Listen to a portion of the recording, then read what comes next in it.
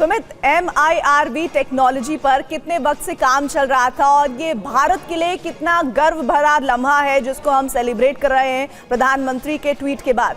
देखिए, बिल्कुल इस पर बहुत लंबे समय से काम चल रहा है और ये भी मैं आपको बता दूं कि अग्नि 5 का भी परीक्षण बहुत दिनों पहले एक बार किया गया था, जिसमें उसकी एक्सटेंडेड रेंज के बारे में भी बातचीत की गई थी। कहा गया था कि ये और ज़्यादा इसको एक्यूरेट बनाया जा सके और वेट के साथ में और एक्यूरेसी के साथ में इसकी स्पीड को और कम किया जा सके। तो ये सारे जो इस पे पैरामीटर्स पे काम चल रहा था, लेकिन इंपॉर्टेंट ये है कि एक बार फिर से अग्नि 5 के सफल परीक्षण को लेकर, इसकी तकनीक को लेकर जो इजाफा उसको लेकर एक बड़ा ऐलान किया गया है प्रधानमंत्री मोदी द्वारा। और ये भी देखिए कि DRDO यानी जो हमारी खुद की एजेंसीज हैं जो लगातार इस पर काम कर रही थी, और इसके अलावा जो दूसरे एजेंसीज हैं जो इसके साथ काम कर रही हैं, क्योंकि स्ट्रैटेजिक कमांड जिसको हम कहते हैं कि जिसके पास सारी ऐसी मिसाइल्स की पावर रहती है, एक अलग से कमांड, ये उसके दायरे में आता है। और इंपॉर्टेंट ये है कि इंटर कॉन्टिनेंटल बैलिस्टिक मिसाइल यानी इसकी रेंज में करीबन 7 से 8,000 किलोमीटर का एरिया आता है। यानी आप मानिए कि कई ऐसे मुल्क जो लगातार भारत को समंदर में, जमीन पर चुनौती देते आते हैं, वो भी इसकी पूरी जद में आते हैं।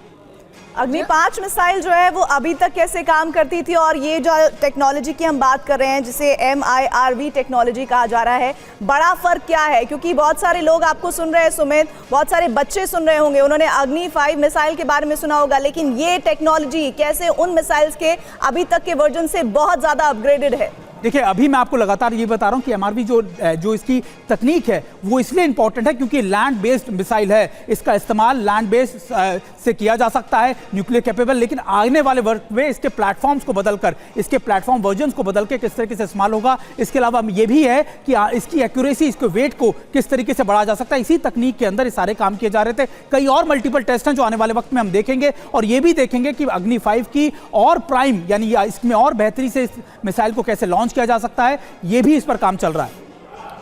सुमित, लगातार क्योंकि ये कयास लगाए जा रहे थे कि प्रधानमंत्री क्या कहने वाले हैं, ऐसे में जब उनकी तरफ से ट्वीट आया है तो सबकी नजरें इस बात पर हैं कि क्या प्रधानमंत्री इसके बारे में बात करने वाले हैं। लेकिन अपने आप में DRDO के जो साइंटिस्ट हैं उन्हें प्रधानमंत्री ने बधाई दी है, कहा है कि गर्व का क्षण है, कितनी बड़ी सफलता है। और हम दुनिया में अगर बाकी देशों की तुलना में हम बात करें तो हम कितने देशों के बराबर जाकर खड़े हो जाते हैं हम जब इस टेक्नोलॉजी को हासिल कर रहे हैं और ये हमारी कैपेबिलिटी हो गई है। तो अगर हम तुलना करें, तुलनात्मक तौर पर हम कहाँ खड़े होते हैं?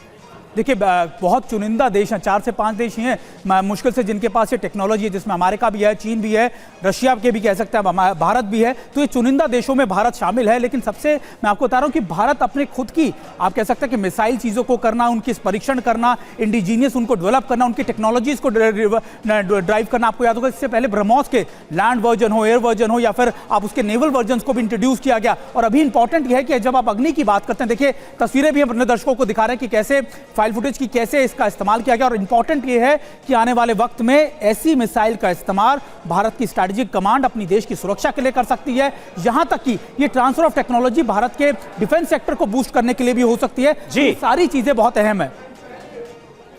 बिल्कुल बिल्कुल सुमित, बने रहे आप हमारे साथ। तो देखिए, प्रधानमंत्री नरेंद्र मोदी ने DRDO को बधाई दी है मिशन दिव्यास्त्र के लिए, और ऐसे वक्त में जब हम सब ये इंतजार कर रहे थे कि प्रधानमंत्री नरेंद्र मोदी का संबोधन होगा और उसमें किस बात का उनकी तरफ से ऐलान किया जाता है, ऐसे में प्रधानमंत्री नरेंद्र मोदी का ये ट्वीट आया है। हमारे तमाम और सहयोगी भी हमारे साथ इस वक्त बने हुए हैं। हमारे साथ आनंद प्रकाश पांडे और आमोद राय भी मौजूद हैं। आमोद, कुछ और जानकारी मिल पाई है क्या? क्योंकि DRDO को लेकर, मिशन दिव्यास्त्र को लेकर प्रधानमंत्री नरेंद्र मोदी ने ट्वीट तो किया है, लेकिन क्या अभी उनका संबोधन बाकी है? प्रधानमंत्री नरेंद्र मोदी का संबोधन होगा थोड़ी देर में, उसका इंतजार किया जाए, या फिर उसमें भी कोई बदलाव है? क्योंकि यह जानकारी मिल रही है कि अब संबोधन शायद नहीं होगा। जी, ऐसा लग रहा है कि संबोधन थोड़ी देर बाद हो या नहीं भी हो सकता है, लेकिन ये जानकारी जरूर दी जा सकती है। आमोद, यही जानकारी मिल रही है कि अब संबोधन नहीं होगा। शुक्रिया फिलहाल आपका।